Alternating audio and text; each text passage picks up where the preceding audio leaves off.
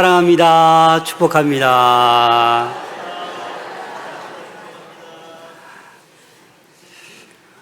무더위 속에 잘 지내셨습니까? 제 얼굴이 좀 어때 보입니까? 저는 한 번 자면 잘 안 깹니다. 그런데 무더워서 열대야 때문에 한두 번 깨다 보니까 얼굴이 좀 어디 선교 다녀온 같은 그런 얼굴인지 모르겠습니다. 여러분, 폭염 가운데도 또 하나님 사랑하고 예배를 사모하여서 이 무더위를 뚫고 이 자리에 오신 여러분들을 진심으로 축복합니다. 특별히 우리 어르신들, 이 무더위 가운데도 늘 강건할 수 있기를 소망합니다. 지난 몇 주간 마태복음 13장 하나님 나라 천국 비유에 대해서 말씀 나눴습니다. 첫 번째, 씨 뿌리는 비유, 두 번째, 가라지 비유, 또 오늘은 그 연장선상에 있는 그 겨자씨 비유와 이 누룩 비유에 대해서 함께 말씀을 나누고자 합니다. 여러분, 먼저 여러분들에게 여쭤볼 게 있습니다. 여러분들 예수님 믿기 시작하셨잖아요. 어떤 분은 태어날 때부터, 어떤 분은 또 초등학교 때, 어떤 분은 예수 믿은 지 얼마 되지 않은 분들도 계십니다. 여러분, 예수님 믿고 나니까 내가 변화되는 것 같아요? 변화되지 않는 것 같아요? 네. 그 질문을 우리 해봐야 돼요. 과연 복음의 씨앗이 나에게 떨어졌는데, 내가 예수 그리스도를 나의 구원자로 내가 영접했는데 내 삶이 변화가 있느냐 없느냐. 이 무더운 여름에 어떤 것이 제일 빨리 변해요? 음식이 변해요. 냉장고에 넣어야 되는데 이 뜨거운 날 바깥에 두면 어떻게 돼요? 금방 음식이 상하거나 식어버립니다. 그래서 이 무더운 날에는 이 빠른 속도로 모든 것들이 변해요. 얼마나 더우면 사람들, 목숨까지도 이 뜨거움의 햇볕에 오래 노출되면 이 죽음이 오가고 있는 거예요. 여러분, 오늘날 이 사회는요, 너무나도 빨리 변해요. 따라갈 수가 없어요. 변화를 따라갈 수가 없어요. 그리고 오늘날 세상 문화는 대형화를 쫓아가고 속도를 쫓아가요. 화려함을 쫓아가요. 그래서 소셜 미디어와 이 디지털 세상에서 어떤 것을 이렇게 크게 보냐면 좋아요, 또 구독자 수가 많은 것을 어떤 파워로, 능력으로 보고 있습니다. 그래서 어떤 사람은 이 구독자 숫자, 좋아요 누리려고 부단히 애쓰는 분들도 있어요. 유튜버들도 많죠. 여러분 어떤 것에 가치를 두고 있습니까? 어떤 것을 소중하게 여기고 있습니까? 그래서 오늘 두 가지 비유를 통해서 정말 내 삶에 주님이 찾아오셨는데, 복음의 씨앗이 뿌려졌는데 나의 마음에 스며들어서 내가 지금 거룩한 변화를 이루어가고 있는지, 아니면 여전히 변화가 없는지, 아니면 나쁜 쪽으로 변하고 있는지 우리 스스로를 살펴볼 수 있기를 소망합니다. 오늘날 세상의 눈으로 보면 이 교회의 모습도, 성도 개개인의 신앙의 삶을 보면 대부분의 사람들이 회의감에, 무력감에 빠지기도 합니다. 왜냐하면 이런 생각이 드는 거예요. 내가 매주 예배를 드리는데, 내가 늘 기도를 하는데 과연 이 사회가 변할까? 내가 나름대로 직장 생활하면서 정직하게 살려고 노력하는데 나 하나 그렇게 한다고 변하는 게 있겠나? 라는 그런 생각을 하게 되는 것입니다. 여러분들 어떻습니까? 신앙생활 하면서 회의감 들어본 적 있으십니까? 무력감이 찾아온 적 있으십니까? 내가 아무리 신앙생활해도 너무나도 더딘 것 같고, 내가 그렇게 기도를 많이 해도 하나님께서는 빨리 응답 안 하는 것 같고, 오늘 특별히 그런 마음이 드시는 분들은 오늘 이 말씀에 더욱 귀를 기울일 수 있기를 소망합니다. 여러분, 하나님의 나라는 어떻게 임하는 거예요? 이 유대인들은 하나님의 나라가 거창하게 임할 줄 알았어요. 막 나팔 소리가 울려나고 거대한 군대가 막 행진하고 그렇게 하나님의 나라가 임할 줄 알았는데, 오늘 본문에서는 예수님께서는 이 천국이 이 겨자씨와 같다, 누룩과 같다라고 그렇게 말씀하고 있는 거예요. 이 말은 무엇입니까? 외형적으로 이 겨자씨는 너무나도 작아요. 누룩은 이제 반죽에 흡수되고 나면 보이지도 않아요. 그런데 왜 이 두 가지 비유를 통해서 하나님 나라를 설명하고 있는 것입니까? 오늘 본문은요, 그 당시 유대인들이 일상생활하면서 바로 옆에 가까이에서 쉽게 발견할 수 있는 소재를 들어서 예수님께서 지금 비유의 말씀을 하고 계시는 겁니다. 그 첫 번째가 뭐예요? 겨자씨 비유예요. 자, 우리 본문 말씀 31절, 32절 함께 읽겠습니다. 시작. 또 비유를 들어 이르시되 천국은 마치 사람이 자기 밭에 갖다 심은 겨자씨 한 알 같으니 이는 모든 씨보다 작은 것이로되 자란 후에는 풀보다 커서 나무가 되매 공중의 새들 와서 그 가지에 깃들이니라. 여러분 겨자씨 보셨나요? 못 보신 얼굴로 그렇게 앉아 계시면 안 되는데, 제가 이스라엘 성지순례 갔다 와서 겨자씨 하나씩 다 드렸잖아요. 네, 다 가지고 계시죠? 네. 필요하신 분들은, 새로 교회 오신 분들은 겨자씨는 있는데 이 코팅을 또 해야 되는데, 하여튼 목양실 오시면 겨자씨는 드릴게요. 아직 많이 있어요. 그래서 제가 이 말씀을 준비하면서 화단에다가 한 4일 전에 이 겨자씨를 심었거든요. 물을 잔뜩 줬어요. 그리고 까먹어 버렸어요. 잊어버렸어요. 다 죽은 것 같아요. 좀 나오는 걸 좀 보고 싶었는데, 여러분 이 겨자씨는 그 당시 팔레스틴 지역에서 그 관용어구로 쓴 거예요. 가장 작은 것을 표현할 때 겨자씨와 같다라고 그렇게 얘기를 한 거예요. 이 겨자씨는 겨우 1mm 정도, 약간 크면 2mm 정도밖에 안 돼요. 아주 작다, 그냥 극소하다, 미미하다, 어떤 이런 의미를 우리에게 가져다 주고 있는 거예요. 그럼 근데 하나님께서는요, 예수님께서는 이 천국을 겨자씨로 비유하고 있는 거예요. 하나님의 그 거대한 나라를 지금 겨자씨로 비유하고 있는 거예요. 그래서 당시 유대인들에게는 이게 파격적인 비유의 말씀이었어요. 왜냐하면 당시 유대인들은요, 하나님의 나라가 천국이 어떻게 임할 줄 알았어요? 적어도 다윗의 궁궐보다는 더 크고 위대해야지. 그리고 예수님께서 임하시면 이 로마 정권이 다 무너지고 이 모든 군사력, 모든 정치력으로 그 모든 것을 사로잡아야지, 지배해야지, 이런 생각을 가지고 있었는데, 예수님께서는 어떻게 표현하고 있어요? 하나님의 나라 천국이 겨자씨와 같다라는 거예요. 사실 예수님께서 어떠한 모습으로 이 땅에 오셨습니까? 궁궐에 오신 게 아니에요. 베들레헴 마구간으로 오셨어요. 멸시받는 그 시골 갈릴리 그 한 마을에서 태어나셨어요. 그리고 공생의 사역을 하면서도 권력 있거나 지식 있는 자들이 아니라 그 12명의 어부들, 제자들을 함께 이 사역을 시작했어요. 세리들, 죄인들과 함께 그런 공생의 사역을 시작했어요. 그 마지막 결국은 어떻게 됐어요? 십자가에서 무력하게 처형당하셨어요. 그래서 세상 사람들이 볼 때는 이렇게 예수님께서 뭐라고 기적도 행하시고 병자도 고치시고 뭔가 메시아 왕으로 올 것 같았었는데, 그냥 십자가에서 무력하게 처형당하니까 별거 아니네, 그냥 해프닝으로 끝나는 그런 사건처럼 보였지만, 여러분 그게 끝이 아니었잖아요. 그죠? 예수님께서는 며칠 만에 부활하셨어요? 사흘 만에 부활하셨다라는 거예요. 여러분 이 겨자씨를 가만히 보세요. 겨자씨를 땅에 심으면 이 씨앗이 수분을 섭취해서 어떻게 돼요? 이 씨앗은 죽어야 돼요. 며칠, 그 시간 동안 죽어야 이제 뿌리를 내리고 싹을 틔우고 잎이 나고 이제 거대하게 자라는 거예요. 여러분 이 겨자씨는 그 팔레스틴 지방에서 흔히 볼 수 있는데, 다 자라면 이 사람 키를 넘어섭니다. 그래서 한 2m, 3m까지 자라는 관목이에요. 그래서 다 자라고 나면 많은 새들이 와서 이 겨자나무에 앉는다라는 거예요. 그리고 이 겨자씨가 좀 안 먹어봤는데 달달하고 합니다.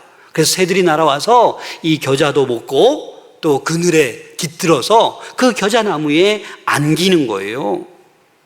그런데 오늘 본문에 보면 자란 후에는 풀보다 커서 나무가 되매 공중의 새들이 와서 그 가지에 깃들이느라, 깃든다라고 한다라는 거예요. 여러분, 이 말은 단순히 자연적인 묘사가 아니에요. 당연히 겨자나무가 자라면 이 새들이 와서 깃들지. 근데 이 말씀은 시편에서, 에스겔에서 벌써 예언하신 말씀이에요. 그러면 하나 찾아볼게요. 에스겔 17장 23절 말씀 함께 읽겠습니다. 시작. 이스라엘 높은 산에 심으리니 그 가지가 무성하고 열매를 맺어서 아름다운 백향목이 될 것이요 각종 새가 그 아래 깃들이며 그 가지 그늘에 살리라.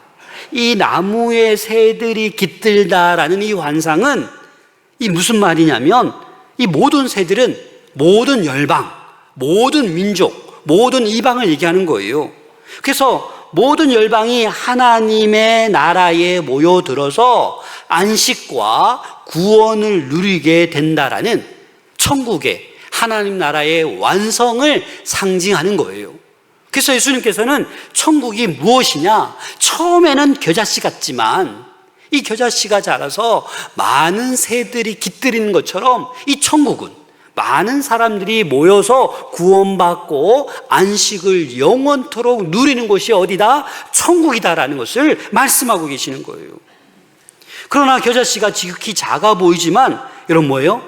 묻혀서 죽기 때문에 여러분 뭐예요? 나무가 되는 거예요. 그리고 아무리 작지만 그 안에 뭐가 있어요? 생명력이 겨자씨 안에는 있다라는 것입니다. 여러분들 안에 생명이 있으셔야 돼요. 예수를 믿었는데 생명력이 없어요. 막 죽어가고 있어요. 여러분 그럼 빨리 깨달을 수 있어야 돼요. 이 작은 겨자씨의 생명이 여러분 살아 역동할 수 있기를 소망합니다. 그래서 이 겨자씨만한 이 작은 믿음이 있을지라도 그 믿음이 살아있으면 능력이 되는 거예요. 근데 믿음이 죽은 믿음이 있다라고 했잖아요. 행함이 없는 믿음은 어떤 믿음이다? 죽은 믿음이다. 여러분 마태복음 17장 20절 함께 읽겠습니다. 시작. 이르시되 너희 믿음이 작은 까닭이니라. 진실로 너희에게 이르노니 만일 너희에게 있어도 이 산을 명하여 여기서 저기로 옮겨지라 하면 옮겨질 것이요 또 너희가 못할 것이 없으리라. 아멘. 여러분 믿음이 겨자씨만 해도 된다라는 거예요. 믿음이 수박처럼 커도 그 믿음이 죽은 믿음일 수 있는 거예요. 겨자씨의 생명력이 있기 때문에 너무 초라하고 작아 보이지만 이게 하나님께서 역사하시면 이 겨자씨가 자라서 이 관목이 되는 거예요. 그래서 여러분들에게 이 참된 신앙생활 하면서 이 변화가 있어야 되고 변화가 느껴지기 위해서는 여러분 살아있는 믿음을 소유할 수 있기를 소망합니다. 포장하고 가짜 믿음, 그건 죽은 믿음이에요. 아무런 말씀대로 행함이 없는 것은 아무리 교회에 다니고 신앙생활에도 수십 년 다녀도 하나님의 은혜를 맛볼 수가 없는 거예요. 기적을 체험할 수가 없어요. 아니 교회를 나온 지 일주일, 2주일밖에 안 되어도 기적을 체험하는 분들 제가 너무 많이 봤어요.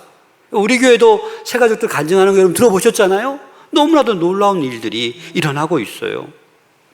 이 두 번째 비유를 한번 보겠습니다. 33절 함께 읽겠습니다. 시작. 또 비유로 말씀하시되 천국은 마치 여자가 가루 소말 속에 갖다 넣어 전부 부풀게 한 누룩과 같으니.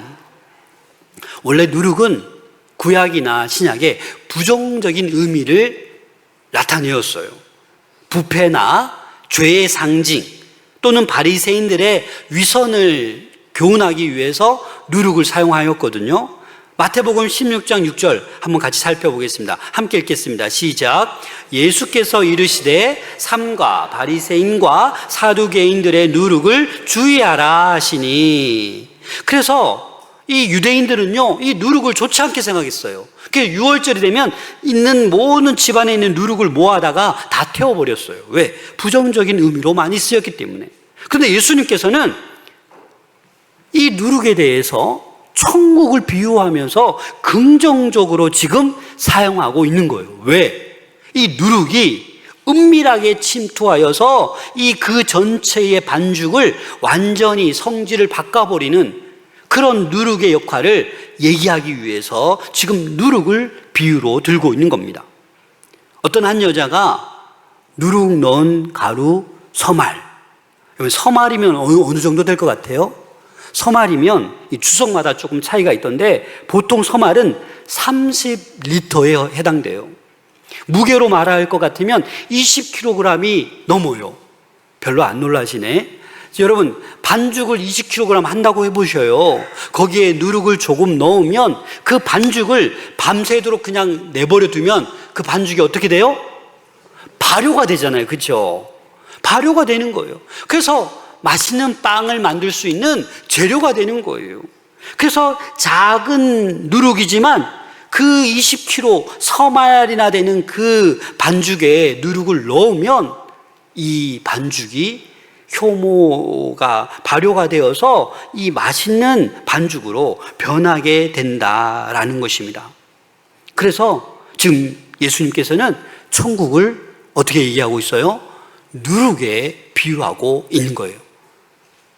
여러분, 겨자씨는 외적인 모형을 얘기하고 있는 거예요. 그죠? 작지만 어떻게? 커진다. 그럼 누룩은 뭐예요? 내적인 걸 얘기하는 거예요. 정말 누룩이 조금밖에 안 되지만 그 많은 반죽에 섞이면 모양도 없이 사라지지만 그 모든 전체의 성질을 어떻게 한다? 바꿔버린다라는 거예요. 그래서 여러분들이 예수 그리스도를 믿고 영접하고 복음의 씨앗이 내 안에 떨어졌다라면 외적으로나 내적으로나 다 바뀌는 것이 정상이에요. 그래야 하나님의 능력을, 도우심을 맛볼 수가 있는 거예요. 계속해서 우리는 이 땅 살아가면서 발효가 되고 변해 가야 하는 거예요.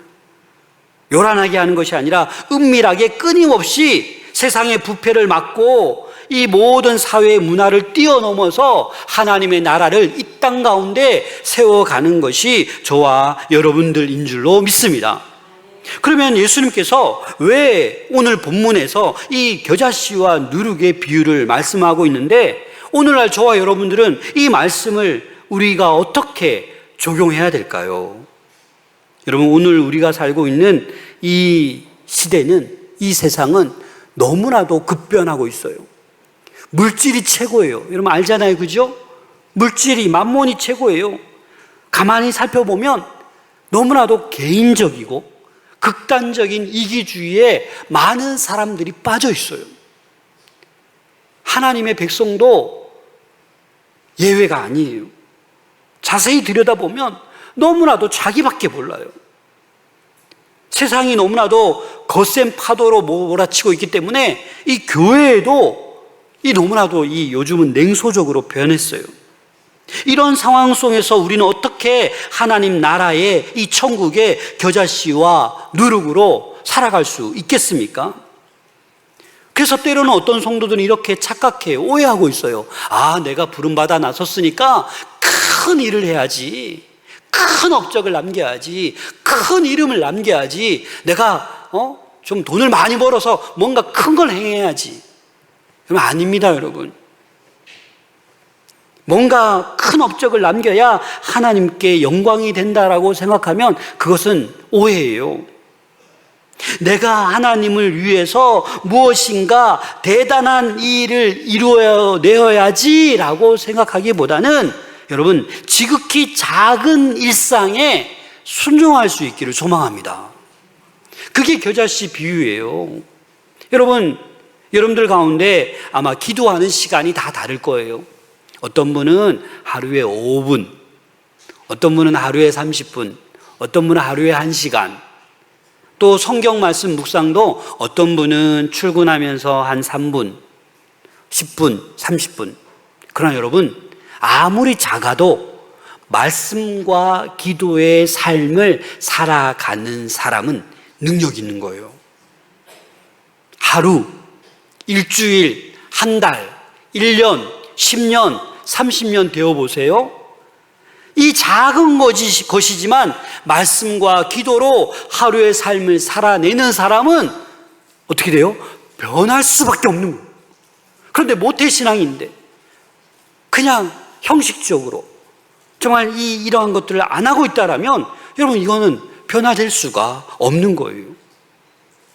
여러분 우리 모든 성도들이 이 거대한 이 겨자씨와 같은 하나의 작은 씨앗이었지만 이 겨자의 나무로 성장할 수 있기를 소망합니다. 그렇게 성장하면요, 이 웬만한 풍랑이 와도, 거센 풍랑이 와도, 고난이 찾아와도 뿌리째 흔들리지 않아요. 흔들리지 않아요. 고난을 이겨내요. 그리고 참된 이 땅 가운데도 참된 천국을 누릴 수 있는 거예요. 경험할 수 있는 거예요. 평안을 누릴 수 있는 거예요. 그러니까 믿음의 뿌리가 얕다 보니까 작은 것에 흔들리고 교회도 가기 싫고 어떤 사람 얼굴도 보기 싫고 막 그런 일들이 자꾸 발생하는 거예요. 여러분, 일터에서, 가정에서, 직장에서 작은 것들 실천하며 살아갈 수 있기를 부탁드립니다. 뭐 해도 안 되네, 그냥 불의와 타협하고 뭐 정직하게 해봐야 나만 손해보네, 그렇게 생각하고 그냥 포기하지 마세요. 이웃에게, 동료에게 상처 주고 모욕 주지 말고 따뜻한 말 한마디를 전할 수 있기를 소망합니다. 그게 내 안에 겨자씨로 자라가고 있는 증거예요. 오늘처럼 이렇게 무더운 날 여러분 얼마나 시원한 냉수가 마시고 싶으세요? 저는 이렇게 마시니까 좀 괜찮은데, 여러분들 이웃에게 이 따뜻한 음료라도 한번 전해보세요. 그러면 상상치도 못하게 상대방은 놀래요. 이게 웬 일이지? 그렇게 우리는 작은 것을 실천하며 살아갈 수 있어야 됩니다. 그래서 가정에서, 직장에서, 사업장에서, 일터에서 여러분들 작은 사랑의 섬김을 실천할 수 있기를 소망합니다. 변하지 않고 오히려 모욕하고 상처 주는 말로 살아가서는 안 된다라는 것입니다. 오늘날 많은 사람들이 이 거룩함을 잊어버리고 있어요. 영성을 잃어가고 있어요. 그러다 보니까 신앙생활 하면서도 날마다 신음하는 거예요. 기쁨이 사라졌어요. 평강이 없어요. 날마다 예배를 드리는 것 같은데 신음하고 있다니까요. 왜 그렇습니까? 내 안에 거룩성이 사라지고 영성이 사라지고 이 작은 겨자씨가 생명력만 있으면 되는데 생명력이 없는 거예요. 죽어 있는 거예요. 그러니까 아무리 행위로 뭘 해도, 아무리 뭔가 신앙 종교 생활을 해도 너무 힘든 거예요. 오늘날 많은 성도들이 정체성의 혼란을 겪고 있는 것 같아요. 왜냐하면 말씀을 들을 때, 예배를 드릴 때는 하나님 맞아요, 말씀대로 살게요, 제가 세상 욕심 버릴게요 라고 기도하고 이제 집으로 갔는데, 출근했는데 현실은 뭐예요? 돈이 필요해요. 물질이 필요해요. 또 남들하고 똑같이 옆에 동료 시기하고 질투하고 모함하고 똑같이 돈 벌기 위해서 아등바등 살아가는 거예요. 그러니까 정체성의 혼란이 오는 거예요. 내가 도대체 뭐지? 내가 하나님께 약속하고 결단했는데 내 삶은 또 왜 이러지? 라고 계속해서 이 혼란이 오는 거예요. 그래서 존 스토트 목사님이 이런 얘기를 하셨어요. 크리스천은 세상 속에 살아가되 세상에 속하지 않은 구별된 존재이다. 세상을 변혁시키는 거룩한 소금과 빛이어야 한다라고 강조했어요. 이 존 스토트 목사님은 이 산상수훈 5장에 나오는 여러분 소금, 빛, 이 얘기를 하면서 이렇게 강조한 거예요. 여러분, 우리가 세상 속에 살아갈 때 때로는 손해를 봐요, 안 봐요? 절대 안 봐요? 손해 봐도 돼요. 때로는 미련해 보일지라도 우리는 말씀을 들고 우두커니 서 가야 돼요. 남들이 다 불평하고 남들이 다 헐뜯을 때 나만큼은 그 불평의 언어보다는 감사의 언어를 말할 수 있어야 돼요. 다 부정적으로 얘기해도 나는 신앙으로, 믿음으로 긍정적인 생명의 언어를 말할 수가 있어야 된다고요. 남들이 다 이기적인 욕망을 따라 달려갈 때 나는 희생과 섬김의 자세를 취할 수가 있어야 된다라는 것입니다. 남들이 정직을 다 버릴 때 나는 늘 코람되어 하나님 앞에 서 있다라는 생각으로 이 정직을 선택하셔야 합니다. 이렇게 될 때 내 안에 있는 이 겨자씨가 자라나게 되고 생명력이 있게 되는 거예요. 여러분들이 속한 공동체가 변화하게 되는 거예요. 어떤 작은 공동체든 모이면 험담하고 그런 얘기하다가도 이 겨자씨가 살아 역동하면 그런 것들은 다 사라지는 거예요. 갈등이 사라져요. 절망이 사라져요. 오히려 화평과 사랑이 넘치는 공동체가 될 줄로 믿습니다. 우리 마산동부교회가 그런 공동체가 되어야 할 줄로 믿습니다.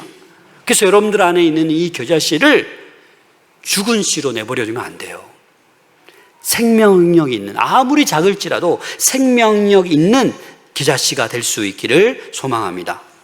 우리가 진짜 싸워야 될 영적 전쟁터는 교회가 아니에요, 여러분. 이 예배당이 아니에요. 간혹 가다가 보면 한국교회 성도들이 영적 전쟁터가 교회인 줄 알아요. 그래서 막 이게 구호하고 막 교회에서 조금만 이렇게 트러블이 생기면 난리가 나요. 우리의 영적 전쟁터는 교회가 아닙니다. 예배당이 아니에요. 어디예요? 여러분, 일터예요.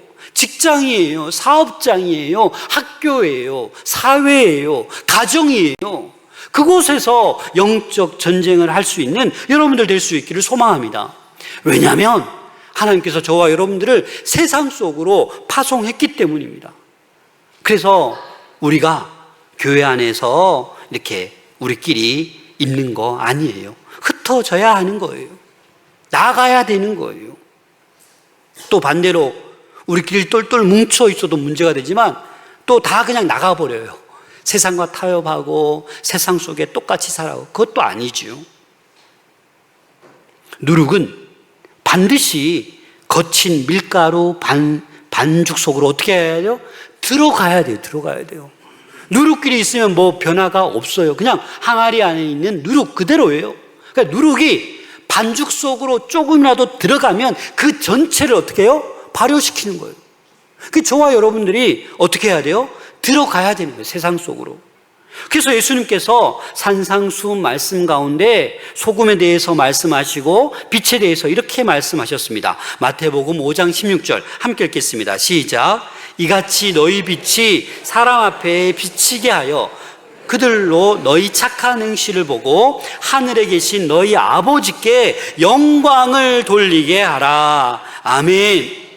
여러분들 아무렇게나 살아가서는 안 돼요. 빛이 되셔야 돼요. 여러분들 착한 행실을 보고 주변의 사람들이 하늘에 계신 너희 아버지께 영광을 돌릴 수 있도록 그렇게 빛의 삶을 살아갈 수 있기를 소망합니다. 그래서 귀빈을 품으셨으면 그 귀빈을 자주 만나시고 빛을 좀 나타내 보여주셔야죠. 그래야 그 귀빈이 어떻게 해요? 그래, 나를 초대해 주셔서 너무 고맙다. 내가 한번 예배드리러 갈게. 이런 놀라운 일이 일어나게 되는 것입니다. 여러분, 오늘 이 본문을 통하여 여러분 주님의 음성을 들을 수 있기를 소망합니다. 주님께서 이렇게 말씀하십니다. 겨자씨 하나를 가볍게 여기지 말라. 그 안에 세상을 품은 생명이 있다. 여러분들 안에 있는 작은 겨자씨, 생명이 있는 씨앗인 줄로 믿습니다. 밀가루 반죽 속에 사라진 누룩을 슬퍼하지 말라. 마침내 전체를 부풀릴 거룩한 역동성이 그 누룩 안에 있다. 여러분, 이 두 가지 비유는요, 처음과 나중이 완전히 달라지는 거예요. 겨자씨처럼 작았지만 외형적으로 관목이 돼서 새들이 깃들 수 있을 정도로 커집니다. 작은 누룩이었지만 그 20kg 이상 되는 그 반죽 덩어리가 다 발효되어서 다 변하게 된다라는 거예요.